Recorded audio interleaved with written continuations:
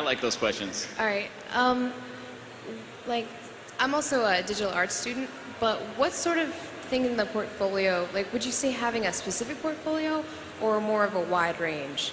Like, I do a lot of modeling, but also sketches and, like, programming.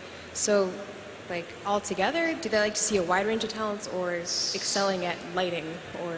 I would focus on whatever your best effort is. Like, if there's something that you look at that you've done and you're like, that's okay, we may go, well, that's okay, right? Yeah. So whatever you think your best sort of strengths are, Yeah, at this point... show that, and then anything else is also good. Yeah, but it's definitely quality over quantity. If you do like 2 things very well, send those 2 things in. Don't pad it with a lot of stuff that you're not really proud of, because then we're going to see that also. And, you know, we might look past the 2 pieces that are really good if you have a lot more that is just okay or not your strengths. So if you're not a great animator, don't throw in a couple, you know, just simple animations on something to make it look better. But yeah, I would focus on what you're good at and just, you know, tighten those up the best you can. So another thing, though, is you're a student and you're trying to fill out your portfolio, and generally there's kind of 3 different areas for games. There's fantasy, World War II, and what's the third one? Sci-fi. So if you have a quiver of different models that you worked on, polish them up, make them look really good, and then customize your demo to, you know, whatever studio that you're going to be applying to. You know, so if they're working on fantasy games, put all your fantasy stuff in it. If it's World War II stuff, put all your World War II stuff in there. You know, so that you kind of have, you can mix and match. It doesn't have to be the same demo for everybody. You can kind of customize it. That's a good point. Whenever I first applied here, I took a picture that Chris Messon had drawn like a long time ago for, I think, the Warcraft 2 manual. It was like an orc and an elf fighting, and I just modeled it out in 3D, and it's exactly how it was, and, you know, just kind of one extra little thing to impress them. So it's always trying to be unique and stand out. And it's totally cool to multitask. A lot of us at work have multiple skills. Just make sure, like these guys said, that it's like your best stuff, because you just want to show the cream of the crop. Thank you.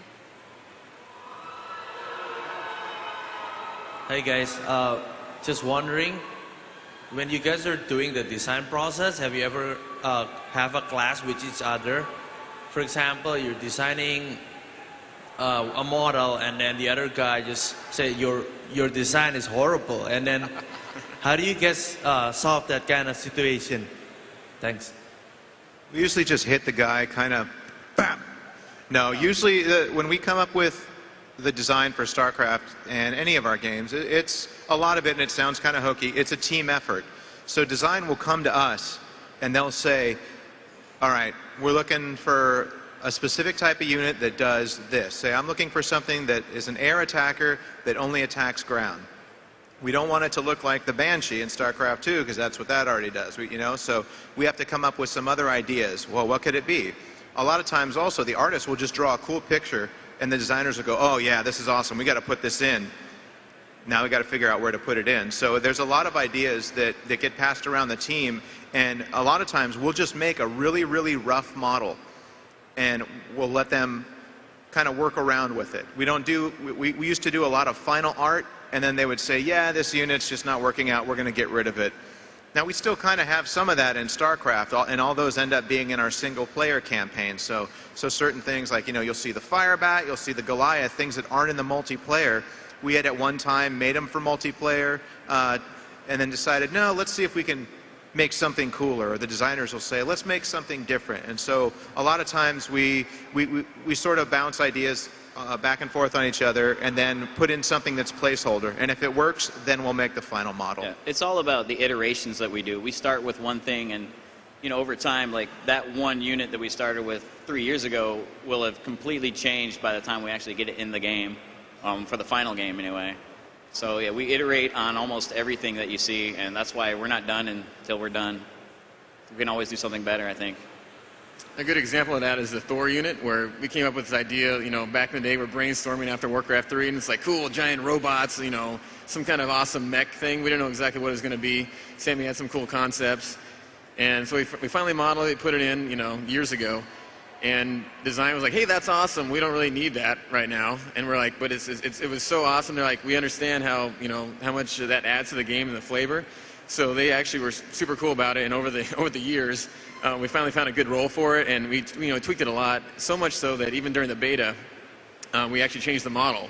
So the shipping one and the beta one are actually two different Thor models. So that again shows us, even like the last hour, we're always working for perfection and trying to iterate again and again. Can I add? Is that why it takes 10 years to make just one game? Yeah. And the other thing is, are you guys going to put? I saw Protoss Purifier in the art gallery. Are you guys going to put that model in the in-game anytime soon? We had it at one time in the early versions of StarCraft 2. It was called the Soul Reaver. It was called the Purifier. We had all different kinds of names for it. We've learned to not name anything anymore and just call it New Zerg Unit 1, 2. I mean, we just don't give a name because we end up calling it that years after.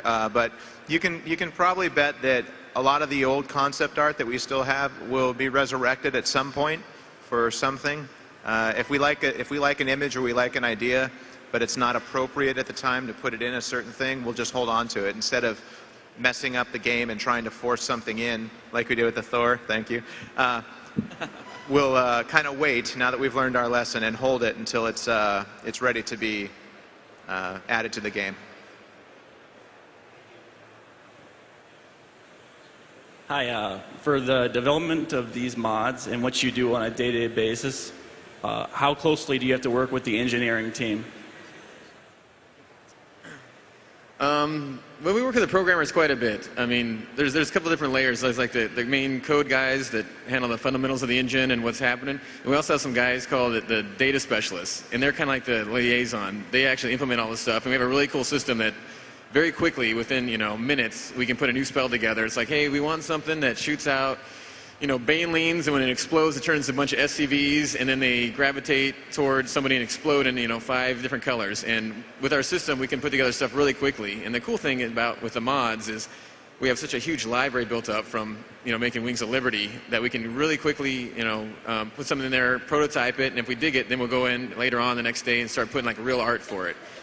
So we work pretty closely. I work with the data guys every day, basically. We're emailing back and forth. They go to the desk, we hang out and talk about like the best way to do things, because a lot of times you'll have an idea like this is going to be badass and it's going to do this awesome thing, and then you realize, okay, the engine quite can't handle that, or the frame rate could be an issue, or gameplay stuff.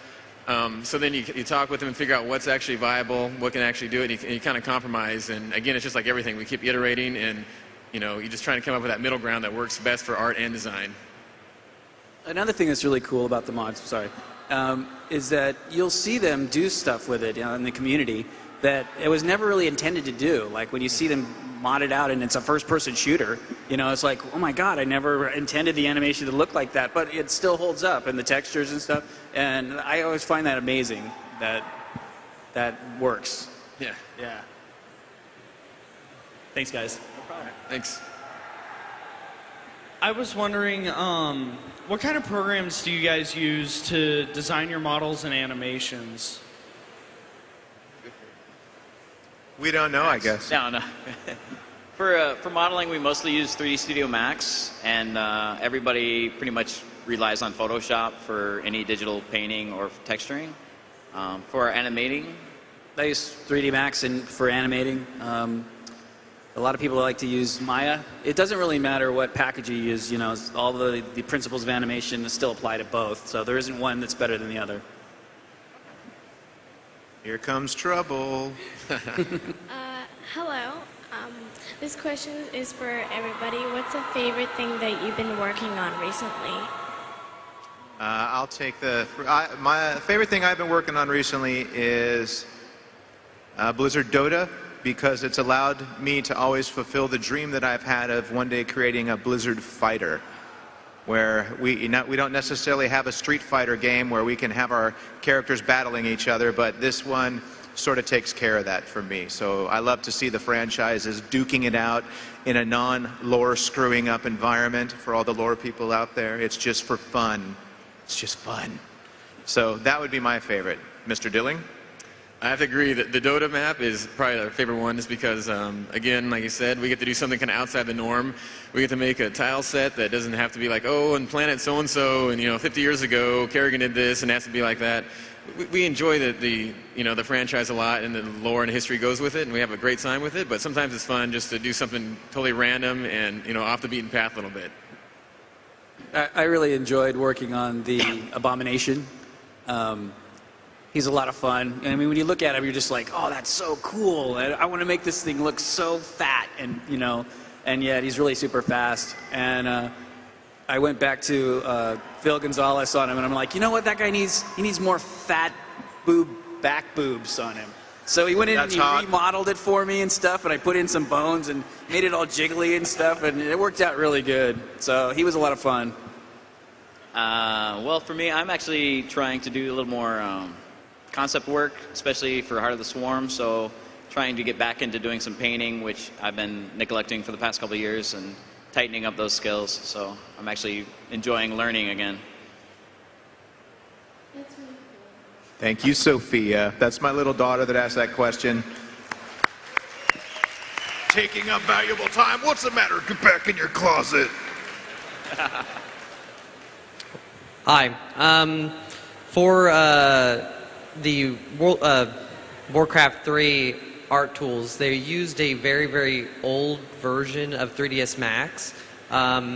For the new art tools for Starcraft 2, will it be compatible with the most up-to-date version, or will we have to go to like version 6 or 7 or? I think we're going to like 3 Studio Release 1, possibly. No. That's really old, in case somebody knows. That's what I learned. Geek joke, sorry. Ooh, yeah. Joke. You'll have to work on your Amiga for that one. Actually, we were not going to release a whole lot of information about that right now, except for we are going to release art tools sometime in the future. But the plan right now basically is to have it to be the most up-to-date version possible at the time we release the tools. So I can't say what version that is, but yeah, we're trying to keep it a lot more current than the old War 3 tools. Awesome. Thank you very much. My question is about the art direction for the next expansion. Like the current Wings of Liberty, it had a really big difference in art direction from the original StarCraft. I'm wondering if like there's some new artists that are influencing your art direction for Heart of the Swarm. No, we have the same team that worked on StarCraft. Basically, like Brian Sousa back here was also on the original StarCraft. Myself, a lot of the artists on the team were from the original StarCraft. So the way that we're going to be proceeding with Heart of the Swarm is sort of the same that we did with Wings of Liberty. Is take kind of what the basic direction of the original is, and then try to update it to a new 2010 sort of look. We're dealing with a 3D game now, so things are going to look a lot more sharp and crisp than the 10-pixel high Zealot we used to have in 1998. We've all learned so much since StarCraft 1, and the designs and everything. We've pushed it to the next level. I think if you look back, a lot of the art is similar to StarCraft 1, but when we had a 256 palette to work with versus now the 16 million palette, we can get so much more colors and details into these models that we couldn't have before. So. But it'll basically look more like Wings of Liberty than StarCraft Brood War. Thank you very much. All right. Hi. Hi. Hey. So when working on StarCraft 2 on the art side, what was the most frustrating, problematic thing that you had to deal with? The art team, mostly. It was so hard to get them to do anything that I wanted. No, I'm just teasing. One of the things that was actually kind of a pain to deal with was we had all just come from working on Warcraft 3 and the Frozen Throne. We had come from working on some World of Warcraft. So now we were in a sci-fi world. And a lot of times our stuff started looking a little bit too bright or a little bit too superheroic in proportion, a little bit too bouncy in the animation. So we had to re-gear ourselves to kind of learn what StarCraft was again. And I like to make the joke, we would have something on the screen. Okay, scale the head down a little bit by 15%. Scale the hands down 15%. Drop the saturation, that's like kind of the brightness of the color. Make that about 15% less, and then it started looking more StarCraft. So whenever we make something, that is looking a little too Warcraft or something, we just say, hey, 15 that, and they kind of know what to do, and it turns out looking like Starcraft. Yeah, that for me, that was